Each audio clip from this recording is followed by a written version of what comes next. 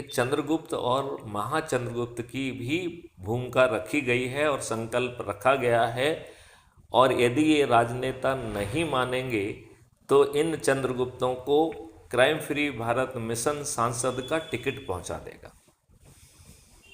नहीं नहीं और सर, बहुत अच्छी नीति इन है। चंद्रगुप्त और महाचंद्रगुप्तों को टिकट देने के लिए क्राइम फ्री भारत मिशन ने एक राजनीतिक पार्टी का गठन किया है जो पंजीकृत हो चुकी है। उसका नाम है श्रेष्ठ आत्मनिर्भर भारत पार्टी। श्रेष्ठ का एस, ए आत्मनिर्भर का ए और भारत का बी, ये सबकी पार्टी है और ये कोई राजनीतिक काम नहीं करेगी।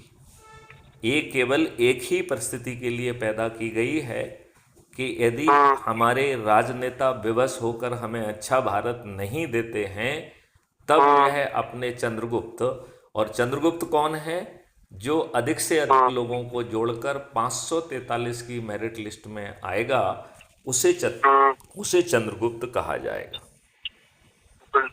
ठीक है ना? जी तो हम बड़ी आसानी से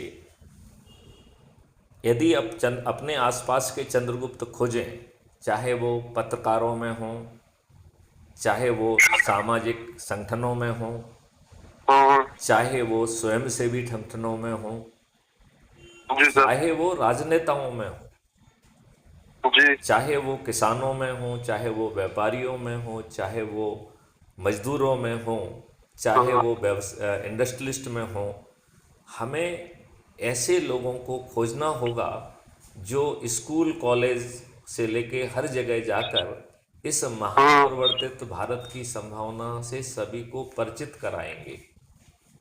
बिल्कुल बिल्कुल और सर, उन्हें बिल्कुल। जो है ये जो 4 उपाय बताए गए हैं इसके माध्यम से जोड़कर स्वयं जो है 543 की मेरिट लिस्ट में उन्हें आना है।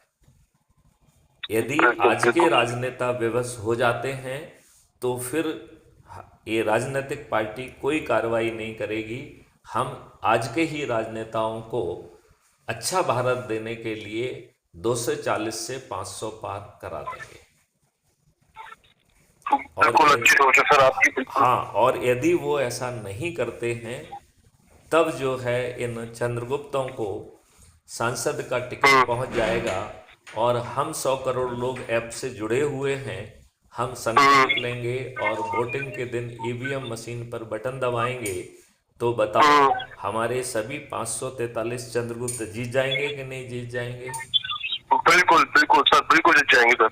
आप बताइए, सभी राजनीतिक पार्टियों के